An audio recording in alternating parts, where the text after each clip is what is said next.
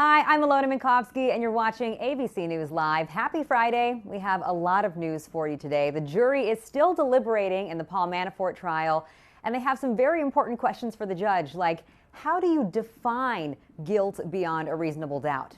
And the president's grand military parade is apparently now on hold, and President Trump is blaming it on the costs coming from the local D.C. government. We're going to have details on all of those stories and more. But first, let's take a look at today's headlines.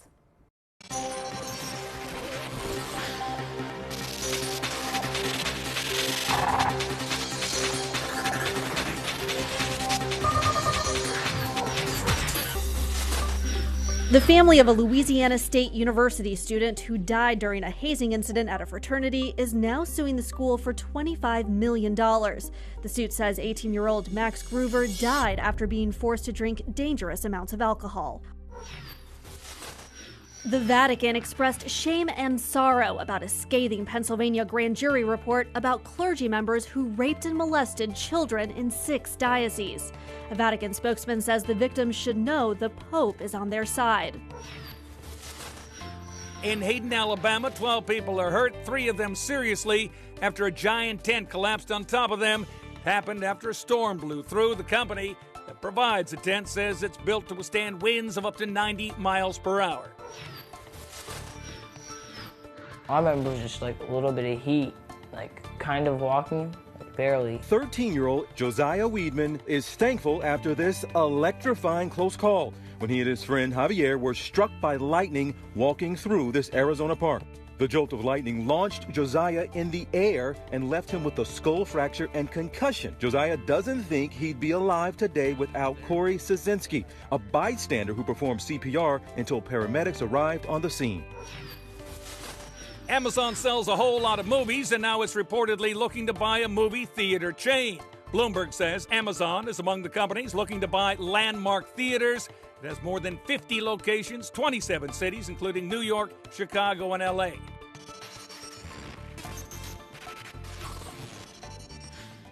So everyone is waiting for the verdict in the Paul Manafort trial, and ABC's Catherine Falders is in Alexandria, Virginia, where she's been throughout the entirety of this trial, monitoring it for us. So Catherine, thanks for joining us. And as I mentioned earlier, the jury had 4 questions for the judge, including what does beyond a reasonable doubt mean? Is that unusual? So I've been talking to multiple legal experts about this, including a former federal prosecutor here in the Eastern District, and said, this is not rare. It's not unusual for jurors to ask specifically about reasonable doubt and for the jurors to submit questions in general. We could see more of that today with a note coming from the jury to the court, which we would be alerted to. So it's likely we can see that more. But yes, multiple legal experts I've spoken to say, this isn't rare, but the defense team, they're viewing it as a win. The longer this goes on, the more confident they get, Alona. I was going to say, do we have any idea at this point when the verdict might actually be coming out, and should the prosecution get nervous if, Friday ends, we head into the weekend, and there is still no decision? Look, they could. Fridays are always popular verdict days. The defense team, I spoke to them when they were walking out of the court earlier, and they view the longer deliberations as a great sign for them. Judge Ellis said in that courtroom earlier this morning that he thinks a verdict could be coming soon. I asked Paul Manafort's lawyers about that. They said they didn't know what that meant, if it would come today. But I have to say, if it's delayed until the weekend, they definitely view it as a win. And I want to toss to, by the way, a bite President Trump there on the South Lawn. He actually spoke about his former campaign chairman. He called him a good man. He's previously called these charges very unfair. I want you to take a listen. I don't talk about that. I think the whole Manafort trial is very sad. When you look at what's going on there, I think it's a very sad day for our country.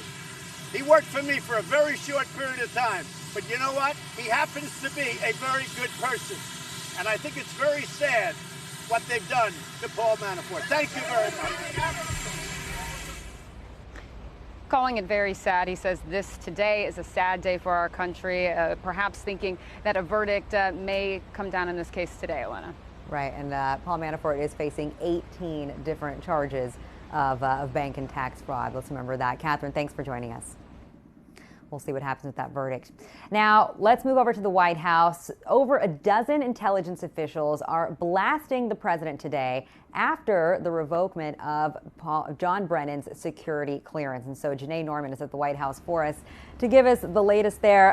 Janae, this just feels like another example of an us versus them type of battle. Have we ever seen anything of this magnitude where it's the White House versus so many intelligence officials?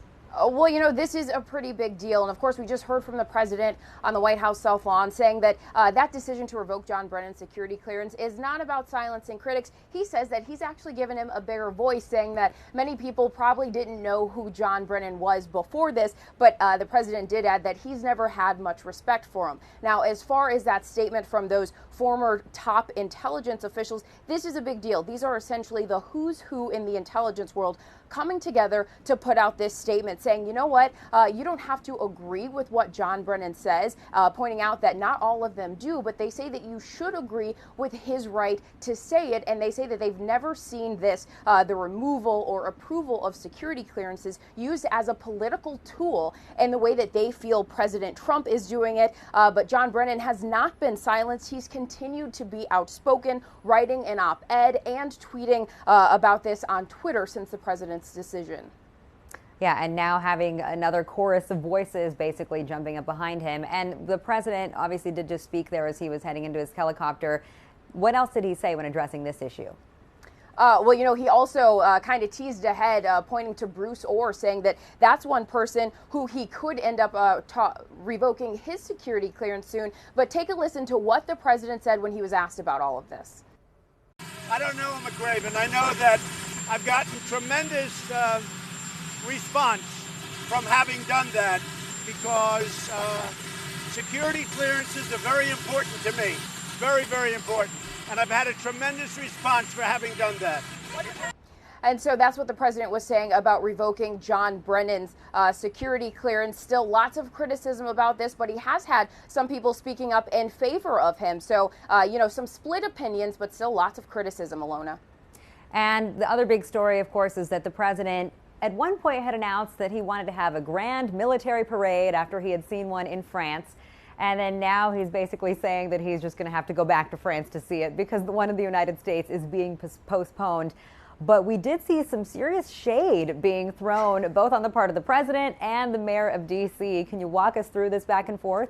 Right, Alona, so that pomp and circumstance of a military parade has been pushed back. The president pointing to the price of it on Twitter, saying local politicians who run D.C. poorly know a windfall when they see it. He says when asked to give us a price for holding a great celebratory military parade, they wanted a number so ridiculously high that I canceled it. D.C.'s mayor, Muriel Bowser, responding on Twitter saying, yep, I'm Muriel Bowser, mayor of Washington, D.C., the local politician who finally got through to the reality star in the White House with the realities. $21.6 million of parades, events, demonstrations in Trump America.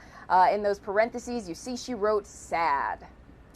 Ouch, using the president's own words against him. Janae, thanks for the update today.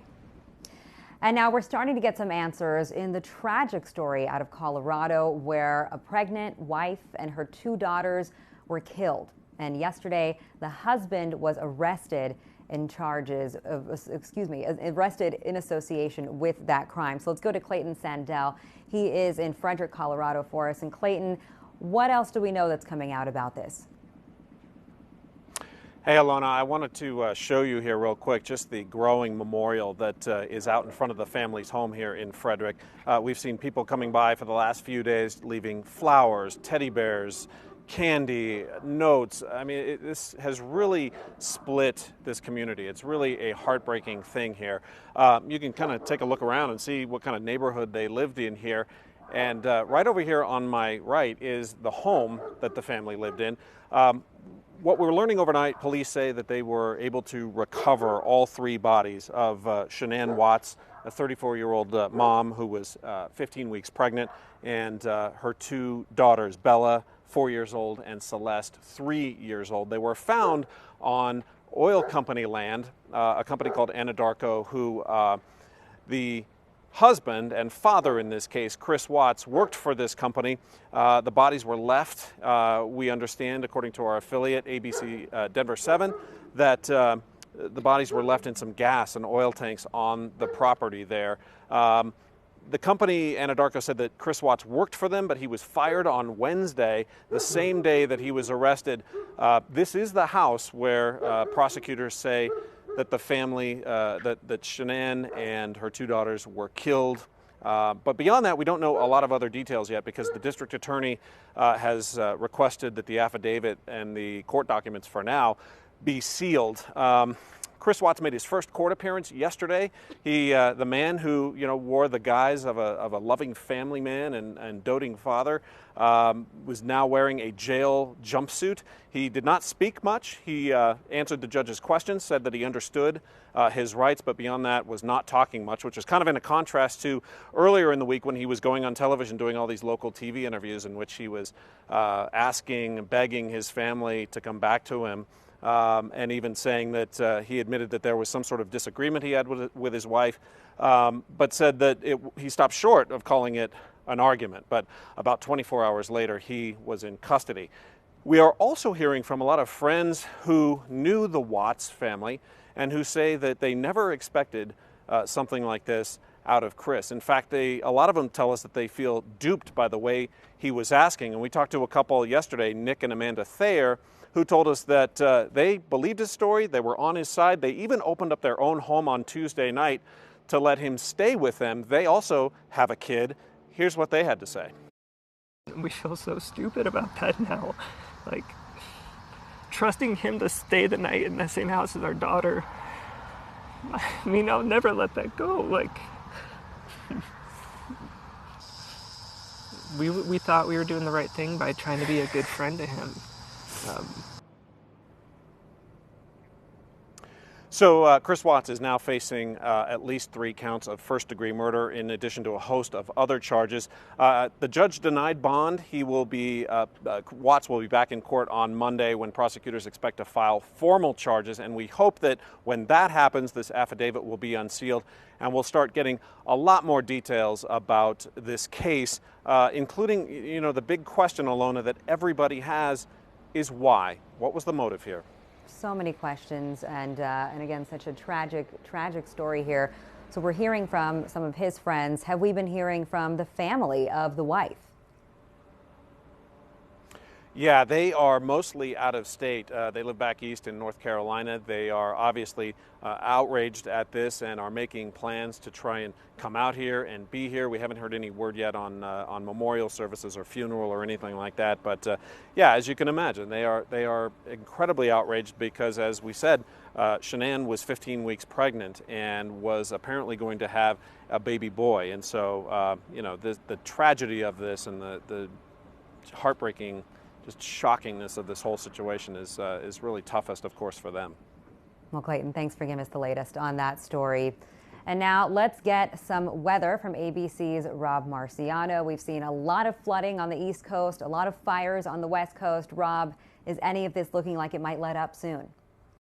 Hey, Alona, great to be with you. We are tracking the flood potential again today. We had a lot of it yesterday and overnight in Cedar Rapids, Iowa. This video, some flash flooding there, over 2 inches of rain falling, but we had fatalities in southeastern parts of Kansas, where upwards of nearly a foot of rain falling there. This system will be progressing across the Tennessee and Ohio River valleys today, Louisville, Kentucky, and Lexington and Cincinnati. A potential for flash flooding there. You can already see there's a watch that's posted. And then this pushes up into the flood zones of Pennsylvania and central New York, where they are more than saturated, and potential for heavy downpours with that high kind of feeding the tropical moisture in with higher levels of humidity today. So we're watching for that closely, especially tomorrow late in the day. By the way, the smoke in the west has been bad. It's gotten all the way to the East Coast. But this is a picture of Seattle, what it looked like in early July, a typical blue sky day, and then mid-August, just yesterday. So you see the smoke dropping levels of air quality to their lowest level of this century. So smoke, a huge problem out there. More fire weather watches are posted for the Northwest, although it will be gusty and a little bit more clear in parts of western Washington today. Hotter weather building into the southwest, and temperatures in Palm Springs and in Las Vegas will once again creep up towards 110 degrees. So summer's not done yet, and we're really just in the middle of fire season. Leno? Well, by now you've probably seen the terrifying video of a girl being pushed off of a bridge by her friend. Well, that joke, as her friend says it was, could now be landing in the courtroom. ABC's Gio Benitez has more. 3, 2. This morning, prosecutors are trying to decide whether charges should be filed against 18-year-old Taylor Smith, suspected of pushing her friend Jordan Holgerson off a bridge in Washington state. That terrifying incident caught on video, sending shockwaves across social media. Oh, that's so slamming into the water 60 feet below. Doctors say Holgerson is lucky to be alive, suffering broken ribs and punctured lungs. I saw one of my friends jumping off the bridge, and I was thinking to myself, like, I want to do that. Speaking from the hospital shortly after the fall, Holgerson describes how she says her friend came to shove her off that bridge. She was counting down, but I didn't think of anything of it. And I was like, no, like, don't count down. Like, I won't go if you count down. I'm not ready. And then she pushed me. Police say Smith has cooperated fully with the investigation, which is now in the hands of the Clark County Prosecutor's Office. This coming after a heartfelt plea from the victim's mother, demanding Smith take responsibility. This is not okay. She could have killed my daughter. Holgerson herself now says she wants Smith, who had been her good friend, to sit in jail and think about what she did. Well, Taylor, the friend that did the pushing, was on ABC this morning in an exclusive interview with Michael Strahan. And here's what she had to say when he asked her why she pushed in the first place. She wanted to jump and she was scared, and she had asked me to give her a push, and I didn't think about the consequences. I thought she would be fine. So she asked you to give her a push off the Yes. bridge because she didn't want to jump. Yes. Well, she wanted to jump. She just was scared she wouldn't be able to. And she ended up in the hospital. She had punctured lungs. She had broken ribs. Yes. Were you surprised that she was hurt? I was, but then again, I was with her when she came out of the water, and I knew something was wrong, so it wasn't that big of a surprise, I guess. And you two have been best friends for years. We were pretty close, yes. But now she says she wants you to sit in jail. Yeah. Does that surprise you that she said that? It's surprising. It's a little shocking, but it's understandable. She's probably going through a lot of confusion. But initially, when it happened, you reached out to her at the hospital. You actually went to the hospital. I went to the hospital. And what happened there? I got asked to leave. I wasn't allowed to see her, so I had left and went home. And have you had any communication with her since this all happened? We've talked on the I've apologized several times, but I have not been able to see her in person. And what was her response to your apology? It's changed quite a bit. At the beginning, she was very, you're fine. I know you didn't mean to hurt me. And then now she just doesn't answer. So. Radio silence. Yes. And do you think you two can ever be friends again someday? I hope so. I really do. I love that girl. I hope so. It's up to her. The ball's in her court. The ball's in her court. Yeah. And what do you chalk this up to? Is this was no malicious intent on your part? I never intended to hurt her, ever, nor would I intend to hurt anyone. I'm really sorry it turned out that way, but I just pray that she heals and gets better. All right, friends trying to have some fun and ended up going the wrong way. It just went south fast. And how surprising is it for you to see her change from it's okay to radio silence? I wouldn't say it's surprising. I'd say that I have no idea what it's like to be in her place, getting talked to by different people, and her feelings change. But I just hope for the best, I guess. You're potentially facing charges, so how do you feel about that? It's scary. I mean, I accept whatever the prosecutor thinks is best for me, considering I caused not only bodily harm, but emotional trauma as well. But I just hope for the best, and I'll accept whatever the prosecutor, I guess, gives me. I guess at the end of the day, you just hope your friend is okay. Yeah. On yesterday's program, we brought you the news that the Queen of Soul, Aretha Franklin, had passed away at 76 years old. And so to leave you off with today's show, we want to play a clip of her childhood friend, Smokey Robinson, talking about his friend, her life, and her legacy. Thanks for watching ABC News Live. Aretha and I were just tight, and we had a wonderful, wonderful friendship that lasted throughout her entire life. And she was my longest friend.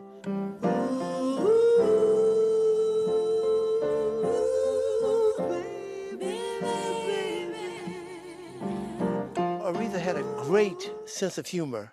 She was a very humorous woman. I'm in it for the long run, so I'll be around singing, "What you want, baby, I got it."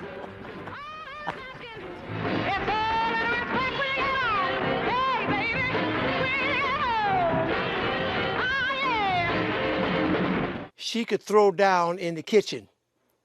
She cooked me many a meal. She could throw down in the kitchen. You better think about what you're trying to do to me. Think, let your mind go, let yourself be free. Oh, freedom, freedom, freedom, freedom, freedom, yeah, freedom. So perhaps people didn't know that because they see her show business life and they think, oh, Aretha Franklin, Queen of Soul, and they don't think about her regular life. And she was just a great person, great cook, great woman.